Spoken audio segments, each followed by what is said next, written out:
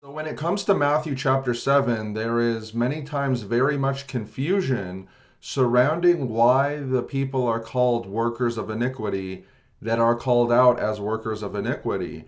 Many people reference the fact that they reference their works as a reason why they should enter the kingdom of heaven, which is an important element to this conversation.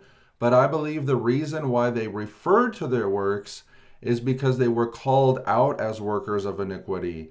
And thus, to try to justify themselves, they called upon the facts that they did works to try to remain justified, even though they were a worker of iniquity. But the question is, why were they called out by Jesus as a worker of iniquity in the first place?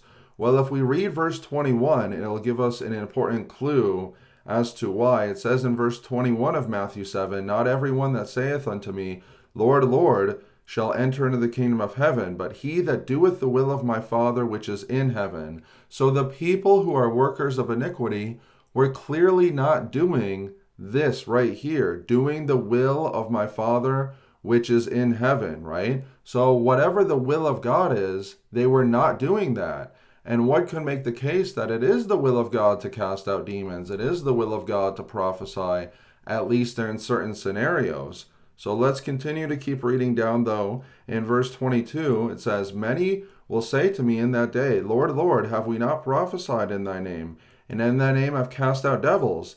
And in thy name done many wonderful works? Then I will profess to them, I never knew you. Depart from me, ye that work iniquity." Now, at this point, many people will go to some passage over in the book of John to say that the will of God was to believe on the Lord Jesus Christ, and they didn't believe on the Lord Jesus Christ, which you could make a case that that is a true statement. But let's look at the context to see what the will of the Father is being talked about in this passage. Right afterwards, we get the revelation of what the will of God is, and according to this passage. In verse 24, Jesus said, "Therefore, whosoever heareth these sayings of mine, and doeth them, I will liken him unto a wise man, which built his house upon a rock. And the rain descended, and the floods came upon it, and the winds blew upon that house, and it fell not, for it was founded upon a rock. And every one that heareth these sayings of my mind, and doeth them not, shall be likened unto a foolish man, which built his house upon the sand.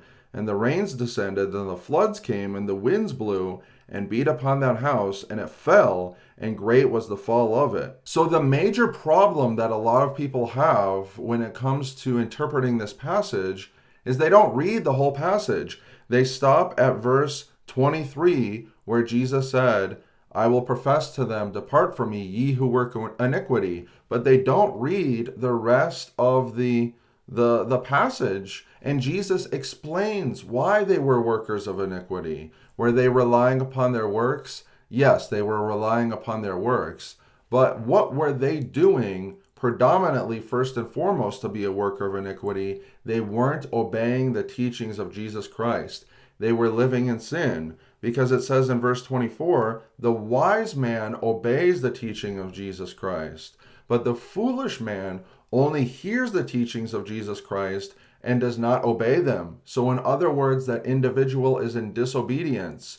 So the person who's a worker of iniquity lived a life of disobedience to the teachings of Jesus Christ, and thus on the day of judgment, his sin, his disobedience was made manifest, and he called upon his works to try to justify himself, even though he was living in sin. So why were these people workers of iniquity? They didn't obey what Jesus Christ taught, and thus on the judgment day, they try to use their works to justify themselves.